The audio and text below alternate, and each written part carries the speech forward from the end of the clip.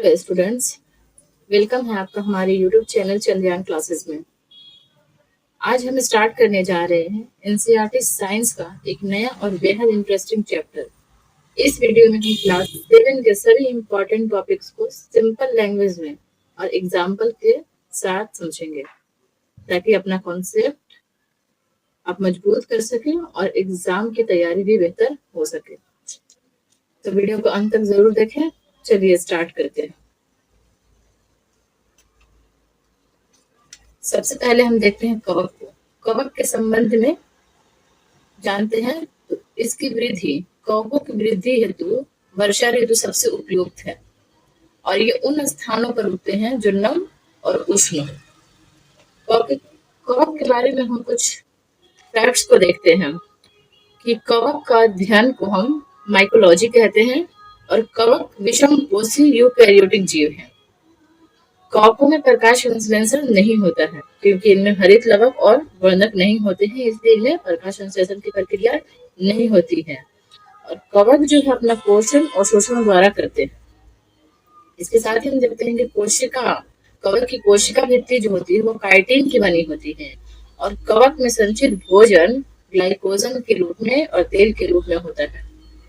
कुछ एग्जाम्पल हम देखते हैं अगर कवक के बारे में, तो एस्परजिलस जो कि पनीर बनाने में इसका उपयोग होता है। वैसे ही एयरबोर्ड, ईस्ट, मशरूम ये सब भी कवक के उदाहरण है। तो नेक्स्ट हम देखते हैं हाइड्रोलिक अम्ल। यह जीवाणुओं का विनाश करता है। वैसे श्लेष्मन यह मांस के आंतरिक सतह की सुरक्षा करता है और जठर रस के बारे में देखते हैं तो यह प्रोटीन का विघटन करता है। पीत रस को देखते हैं तो यह वसा के पाचन में उपयोगी होता है। नेक्स्ट हम घटपर्णी पादप को देखते हैं। तो घटपर्णी पादप एक कीटभक्षी पादप है और इसके घट के रूप में रूपांतरित होने वाला भाग पत्ती कहलाता है। पत्ती है जो इसके घट के रूप में रूपांतरित करता है। पत्ते का शीर्ष भाग हम देखते हैं तो शीर्ष भाग घड़े के ढक्कन बनाता है। घड़े के अंदर अनेक रोम होते हैं जो नीचे की ओर ढलते हैं अर्थात अधोमुखी होते हैं। घटपर्णी हरा होता है तथा प्रकाश संश्लेषण की प्रक्रिया करता है क्योंकि इन पादपों को मृदा से वो सभी पोषक तत्व नहीं मिलते हैं जिनकी उन्हें आवश्यकता होती है, इसलिए वो प्रकाश संश्लेषण की प्रक्रिया करते हैं। अब नेक्स्ट हम देखते हैं। नेक्स्ट है अग्नाशय। अग्नाशय हल्के पीले रंग की बड़ी ग्रंथि होती है और अग्नाशय एक मिश्रित ग्रंथि है जो अमाशय के ठीक नीचे स्थित है। यह आहार नाल का भाग नहीं है और अग्नाशय रस जो कार्बोहाइड्रेट, प्रोटीन और वसा का प्रक्रिया करता है, इनको सरल रूप में भी परिवर्तित कर देता है। अग्नाशयिक रस में 98% जल होता है और अग्नाशय के पास ट्रिप्सिन और कैमोक्रिप्सिन जो है वो प्रोटीन पर भी क्रिया करता है। ठीक वैसे अमाइलेज है जो कार्बोहाइड्रेट पर क्रिया करता है और लाइपेज वसा पर अभिक्रिया करता है। उसके बाद हम आगे देखते हैं तो परजीवी जो दूसरे पादप अथवा जंतु से अपना भोजन प्राप्त करते हैं, जैसे अमरबेल, जूम, जोक। मृतजीवी जो अपना भोजन मृत या अपघटित जैव पदार्थों से प्राप्त करते हैं, जैसे कवक। वैसे सहजीवी हैं। कुछ जीव एक दूसरे के साथ रहते हैं तथा अपना आवास और पोषक तत्व एक दूसरे के साथ बांटते हैं, जैसे लाइकेन, राइजोबियम। कीटभक्षी को देखते हैं तो ये कीटों को खाने वाले पादप हैं, जैसे कि संडेयो, घटपर्णी भी अभी हमने डिस्कस किया है, तो घटपर्णी भी कीटभक्षी है। देखते हैं हम पाचन के संबंध में। तो मनुष्य का जो पाचन तंत्र है वो आहार नाल एवं पाचन ग्रंथियों से मिलकर बनता है और ग्रंथियां अपनी नलिकाओं द्वारा आहार नाल में खुलती है। आहार नाल जो है वो मुख से लेके गुहा तक विस्तृत एक लंबी नली है। तो सबसे पहले हम देखते हैं मुख गुहा या गुहिका। तो मुख गुहिका में दांत और ग्रंथियां आती हैं। उसके बाद हम ग्रास नली देखते हैं या इसको ग्रसिका भी बोलते हैं। तो आहारनाल का संकीर्ण भाग है ये ग्रसिका। आहारनाल का संकीर्ण भाग है। इसमें भोजन का पाचन नहीं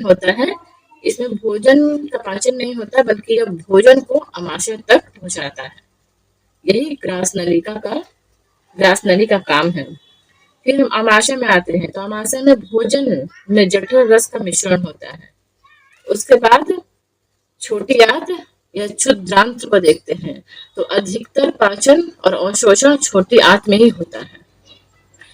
ग्राहनी, जेजुनम और इलियम छोटी आंत के 3 भाग हैं। उसके बाद हम आंत में पहुंचता है, बड़ी आंत के 2 भाग हैं, कोलन एवं मलाशय। छोटी आंत तथा बड़ी आंत के मिलन स्थान पर एक नली रहती है जिसका सिर बंद रहता है, इसे सीकम कहते हैं। और सीकम एक अवशोषी अंग है। इसके सिरे पर अपेंडिक्स होता है जिसका कोई कार्य नहीं होता है, और इसके संक्रमण से अपेंडिसाइटिस नामक बीमारी होता है। उसके बाद भोजन मलद्वार से अपशिष्ट पदार्थ निकल जाता है, और इस प्रकार आहार नाल का ये कार्य होता रहता है। इसके बाद हम देखते हैं दीर्घ रोम के संदर्भ में। यह क्षुद्रांत के आंतरिक भित्ति पर होती है। क्षुद्रांत के आंतरिक भित्ति छोटी आंत के आंतरिक भित्ति पर होती है। यह भोजन और शोषण हेतु तल क्षेत्र बढ़ा देता है। भोजन का शोषण के तल क्षेत्र बढ़ा देता है दीर्घ रोम। इसमें सूक्ष्म रुधिर वाहिकाओं का जाल फैला रहता है। अवशोषित पदार्थों का स्थानांतरण रुधिर वाहिकाओं द्वारा शरीर के विभिन्न भागों तक होती है।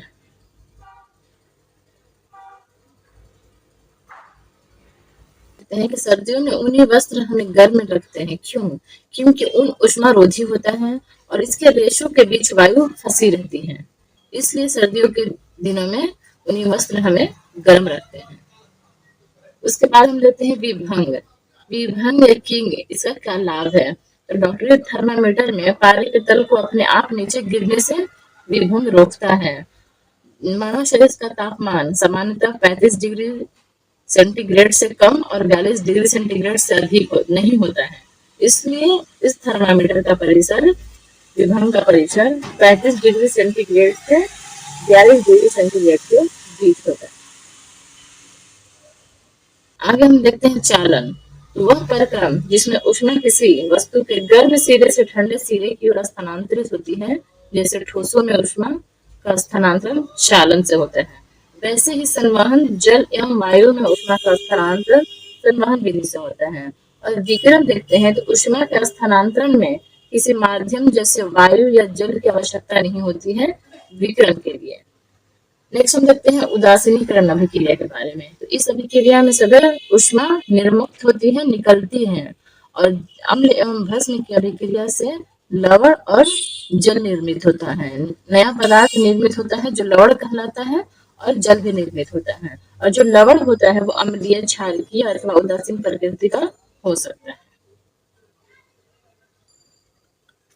कुछ सूचक उसके अम्लीय विलयन में रंग को देखते हैं। अम्लीय विलयन में रंग और क्षारीय विलयन में रंग को देखते हैं। जैसे गुड़हल की पंखुड़ी है, तो यह अम्लीय विलयन में इसका कलर गुलाबी हो जाता है, मेजेंटा, और क्षारीय विलयन में यह हरा हो जाता है। वैसे लिटमस पेपर है जो अम्ल में लाल और क्षारीय में नीला हो जाता है। नक्तलीन को देखते हैं तो यह अम्लीय विलयन में रंगहीन और क्षारीय विलयन में गुलाबी कलर देता है। उसके बाद कुछ कारण और उसके उपचार को देखते हैं। जैसे कि अम्लता, अपाचन, तो इसके लिए हम मिल्क ऑफ मैग्नीशिया का उपयोग करके इसका उपचार करते हैं। चींटी का डंक के उपचार के लिए सोडियम बाइकार्बोनेट या जिंक कार्बोनेट, जिसे कैलामाइन भी कहते हैं, इसका उपयोग किया जाता है। और अम्लीय मृदा को दूर करने के लिए कैल्शियम ऑक्साइड या कैल्शियम हाइड्रोक्साइड का उपयोग किया जाता है। वैसे क्षारीय मृदा को दूर करने के लिए जैव पदार्थ का उपयोग किया जाता है। उसके बाद हम नेक्स्ट देखते हैं जंग। जंग बेसिकली लोहे में लगता है, तो लोहे में जंग कैसे लगता है हम इसको कवर करेंगे। लोहे से बने सामान नमी वाली हवा में ऑक्सीजन से अभिक्रिया करते हैं तो लोहे पर एक भूरे रंग की परत यानी आयरन ऑक्साइड जम जाती है। आयरन ऑक्साइड छिद्रदार होता है, तो जिसकी वजह से यह प्रक्रिया चलती रहती है और पूरे लोहे में जंग लग जाती है। जिसके वजह तो जंग लगने के लिए जलवाष्प और ऑक्सीजन दोनों अनिवार्य है। यदि वायु में नमी अधिक होती है तो जंग जल्दी लग जाएगी। और लवण युक्त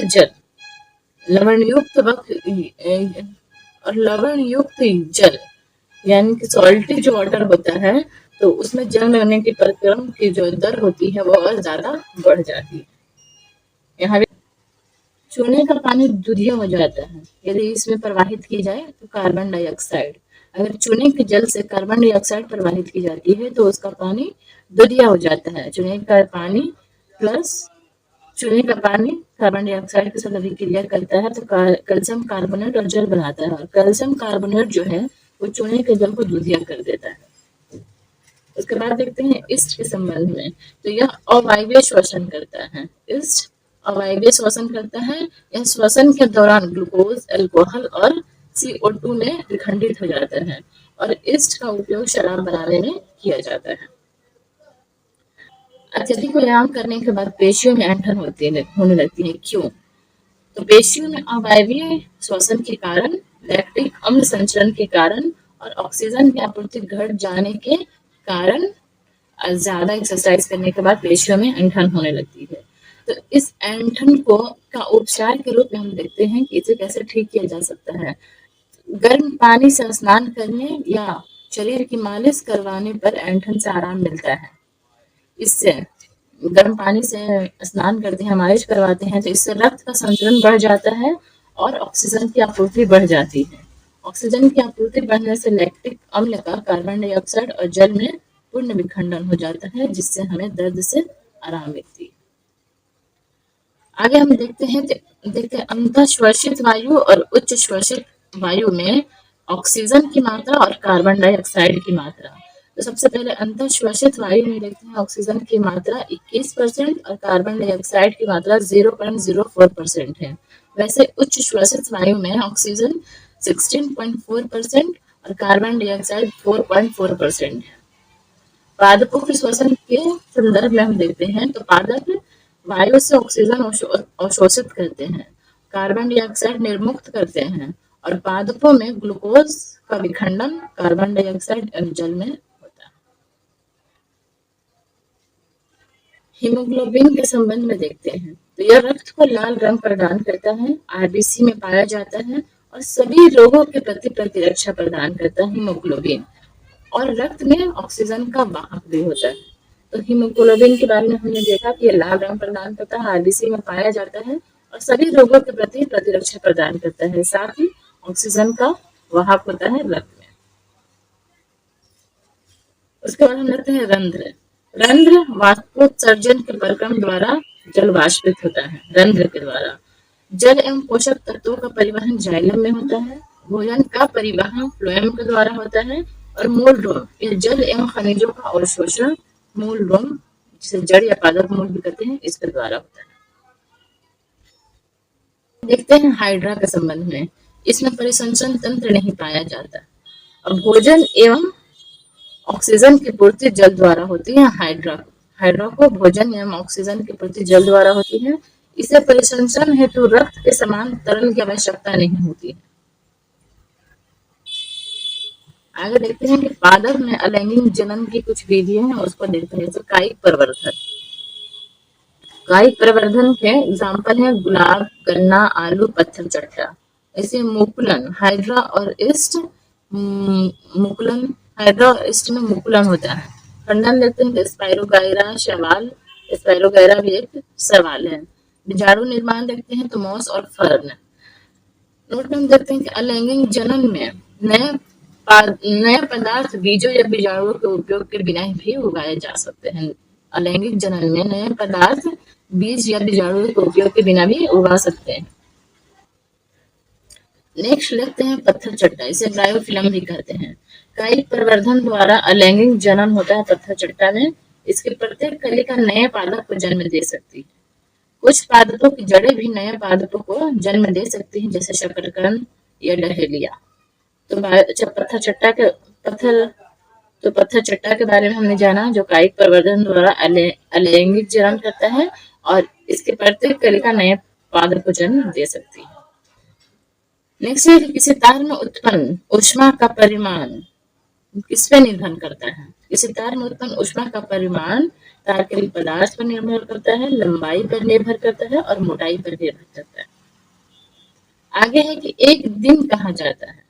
एक दिन किसे कहा जाता है? एक माह कब का होता है? एक वर्ष क्या होता है? एक दिन। एक सूर्योदय से अगले सूर्योदय के बीच के समय को एक दिन बोलते हैं। वैसे ही एक माह, एक अमावस्या से अगले अमावस्या के बीच के समय की माप को एक माह बोलते हैं। और एक वर्ष जितने समय में पृथ्वी जितने समय में पृथ्वी सूर्य की एक परिक्रमा पूरी करती है उसे एक वर्ष कहते हैं। आगे हम देखते हैं कि पारे के वाष्प का प्रयोग होता है।